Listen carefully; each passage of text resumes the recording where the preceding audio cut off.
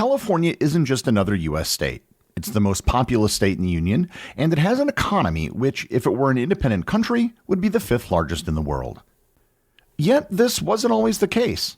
In the 19th century, California wasn't much at all. Hardly anybody lived there. It was far away from the American center of power and was technically part of Mexico. Yet, despite their late start, it more than made up for lost time in the 20th century. Learn more about California, its history, and what makes it so special on this episode of Everything Everywhere Daily.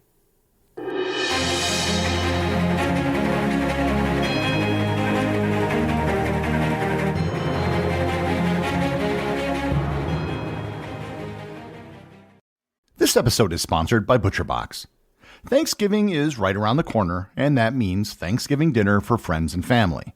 A Thanksgiving dinner can be a massive ordeal and a nerve-wracking affair. You have to buy all the food and spend the better part of a day preparing everything before serving it. So why not take one thing off your plate by letting ButcherBox take care of the centerpiece of your Thanksgiving meal, the turkey?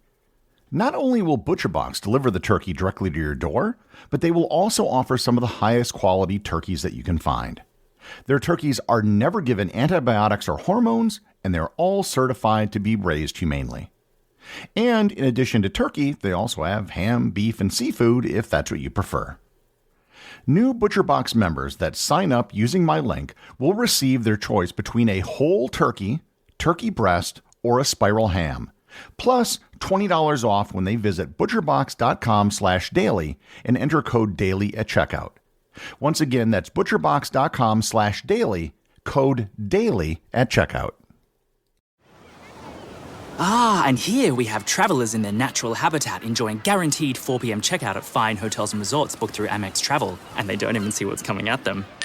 We're in. We got the table. Yep, with Resi Priority Notify, they're alerted when hard-to-get reservations open up. Reservation for two? Save the best for last. Thanks to Amex Platinum, the last day vacation brings yet another experience. That's the powerful backing of American Express. Terms apply. Learn more at americanexpress.com/withAmex.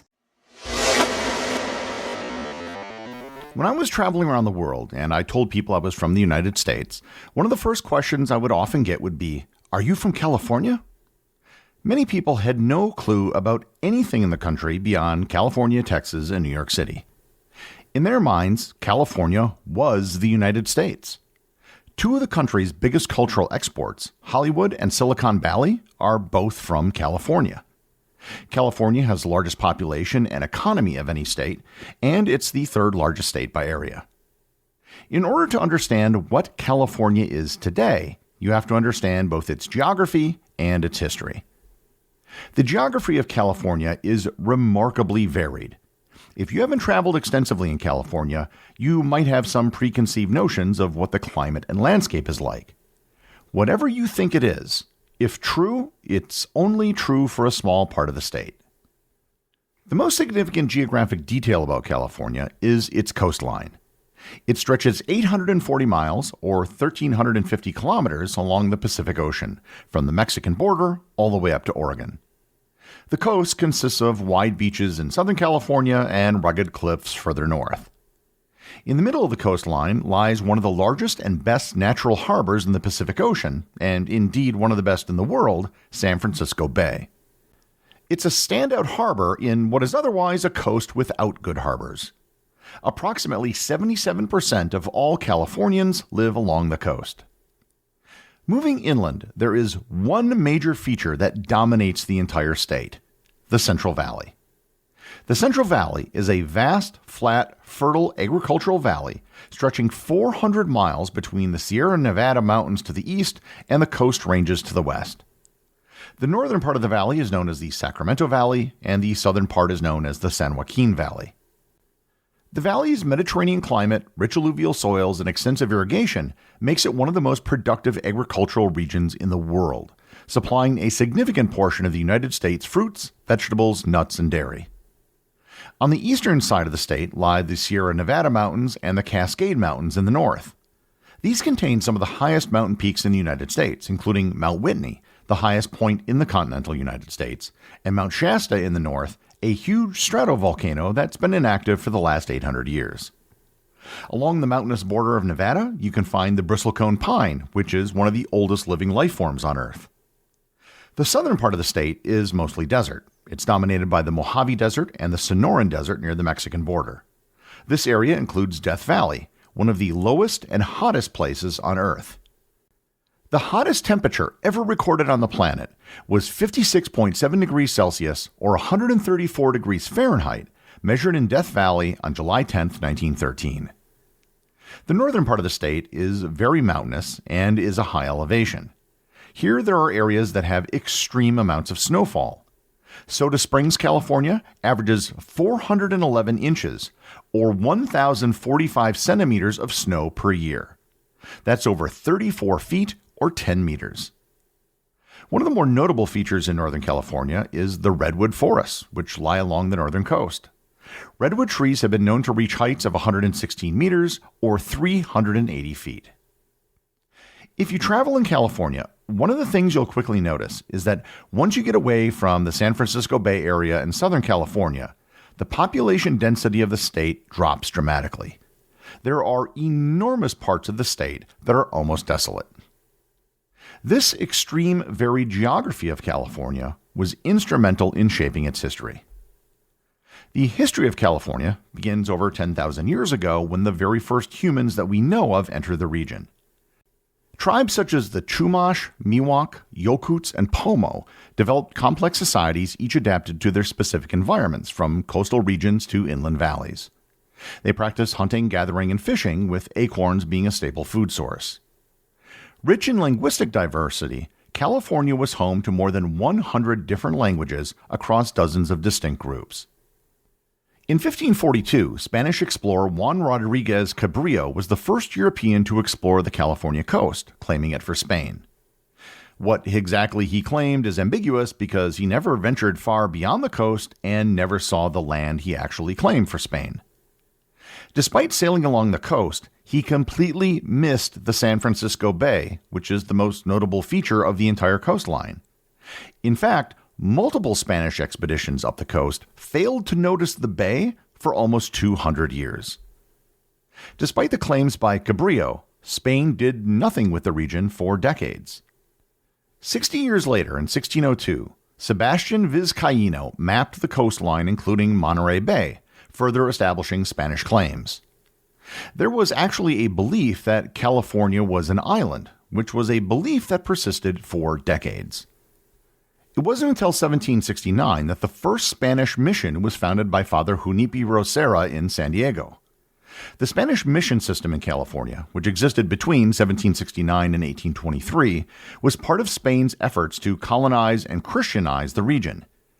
It consisted of 21 missions stretching from San Diego to Sonoma, connected by El Camino Real, or the Royal Road. Led by Franciscan priests like Father Serra, the mission aimed to convert Native Americans to Christianity and integrate them into Spanish colonial society. San Francisco Bay was finally discovered by Europeans on November 4, 1769, during an expedition led by the Spanish explorer Gaspar de Portola. The discovery was actually accidental. Portola and his expedition were trying to find Monterey Bay, but overshot their destination. In 1821, Mexico gained independence from Spain, and California became part of the Mexican Republic. Mexico dismantled the mission system, redistributing lands as large ranches to private individuals, mostly wealthy native Mexican landowners known as Califorinos. Mexico's claim to California wasn't to last long. In 1846, the United States declared war on Mexico. While Mexico was occupied fighting the Americans, in June 1846, a brief rebellion by a group of American settlers in Mexican-controlled California took place, which was known as the Bear Flag Revolt. Centered in Sonoma, the settlers, dissatisfied with Mexican governance, declared California an independent republic and raised a makeshift flag featuring a bear and a star, which later inspired the modern California state flag. The Bear Flag Republic lasted less than a month before American forces assumed authority, marking a significant step towards the United States' eventual annexation of California.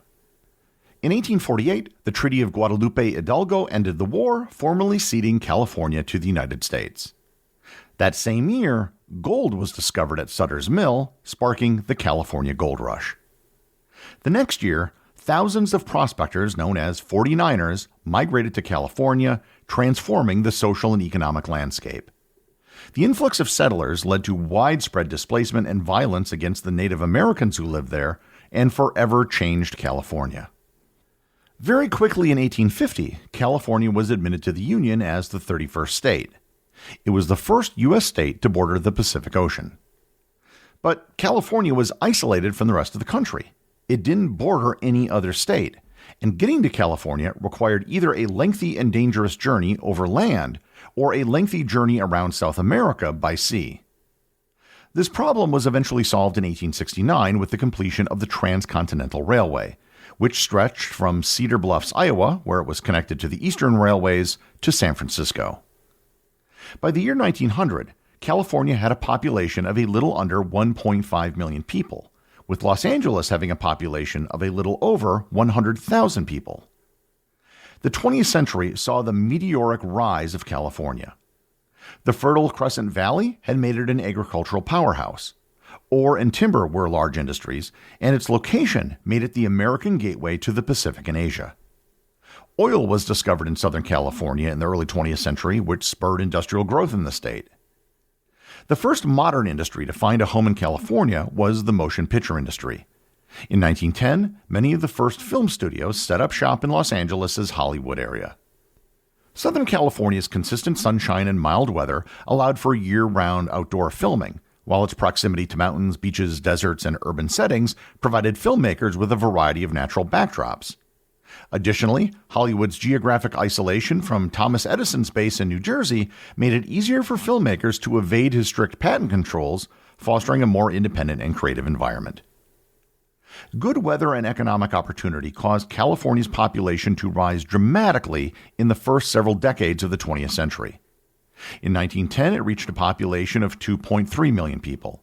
In 1920, 3.4 million people, and in 1930, 5.6 million people.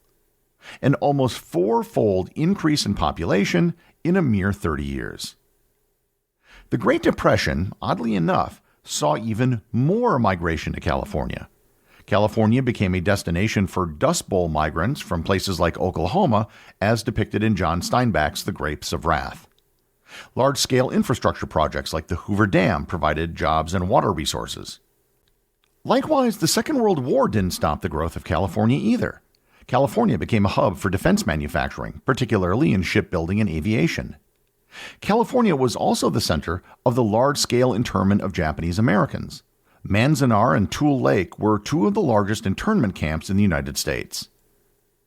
After the war, the area just south of San Francisco became a hotbed for the aerospace and defense industry. One company established in the 1950s was Fairchild Semiconductor. Fairchild became the seed of multiple technology companies in the area, which were created by former employees. Intel, AMD, National Semiconductor, and Silicon Graphics were all microprocessor companies that were founded in the region. The entire area was dubbed Silicon Valley. California once again became the center of culture in the 1960s. It was the hub of the counterculture and the hippie movement. The Doors, the Grateful Dead, the Byrds, the Mamas and the Papas, and even surf bands like the Beach Boys all came from California. In the 1970s, the young California wine industry came into its own when California beat French wines in a blind taste test. Wine-growing regions such as Napa Valley and Sonoma became some of the most productive in the world. The 1980s saw a shift in Silicon Valley from microprocessors to personal computers, and companies like Hewlett-Packard and Apple. With the rise of the internet in the 90s and the early 2000s, companies like Google and Facebook and many others were all founded in Silicon Valley. Today, California's economy is one of the largest in the world, driven by tech, entertainment, agriculture, and tourism. As of the 2020 census, California has a population of 39 million people. It's home to 9 national parks, the most of any state, including world-class sites like Yosemite. California is, of course, far from perfect. Today it suffers from homelessness, wildfires, drought, housing shortages, and a host of other issues, much of it stemming from its success over the last century. For the first time since it joined the Union, California has started to see net migration out of the state. Yet, despite its problems, people worldwide still view California as the embodiment of America. And for the foreseeable future, it will probably remain the largest economy and population of any U.S. state. The executive producer of Everything Everywhere Daily is Charles Daniel. The associate producers are Benji Long and Cameron Kieffer. I want to give a big shout out to everyone who supports the show over on Patreon, including the show's producers. Your support helps me put out a show every single day. And also, Patreon is currently the only place where Everything Everywhere Daily merchandise is available to the top tier of supporters. If you'd like to talk to other listeners of the show and members of the Completionist Club, you can join the Everything Everywhere Daily Facebook group or Discord server. Links to everything are in the show notes.